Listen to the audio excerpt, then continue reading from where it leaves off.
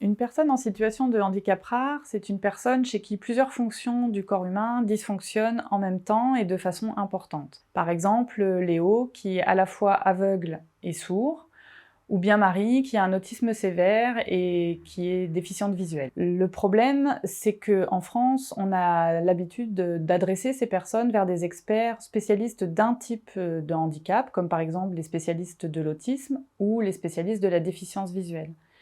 Mais comment faire quand on est à la fois autiste et aveugle? Heureusement, ces personnes sont peu nombreuses, mais l'inconvénient, c'est que les solutions pour les accompagner sont elles aussi peu nombreuses et souvent mal connues. Chaque situation est unique, mais le point commun à toutes, c'est qu'il est plus complexe que d'habitude de les accompagner au quotidien. Pour répondre à ces personnes, l'État n'a pas proposé de nouveaux services, mais plutôt des professionnels dédiés à soutenir les services déjà existants sur le territoire. C'est ainsi que des équipes relais se répartissent sur tout le territoire français. Notre travail à l'équipe relais, c'est donc de mettre en lien différents professionnels avec des compétences et des expertises variées pour qu'ils puissent se connaître, travailler ensemble et avec la personne et sa famille pour améliorer leur quotidien. Je suis Caroline Richard, je suis pilote de l'équipe relais handicap rare pour la Lorraine Champagne-Ardenne. L'équipe relais, c'est une équipe de professionnels dédiée aux personnes en situation de handicap rare. L'équipe relais a 3 missions principales.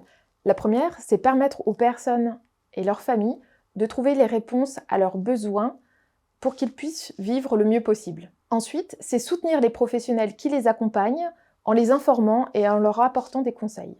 Et enfin, nous mettons en lien les professionnels, les familles, les experts, pour que chacun se connaisse et travaille ensemble. Toute personne concernée par le handicap rare peut nous solliciter, quel que soit son âge. Il peut s'agir de la personne, de son entourage, par exemple sa famille, un professionnel comme un éducateur, un médecin traitant ou encore un enseignant. Dans tous les cas, on intervient uniquement avec l'accord de la personne et nos actions sont déjà financées par l'État. On réfléchit ensuite en équipe à la réponse que l'on peut apporter. À partir de là, 2 possibilités.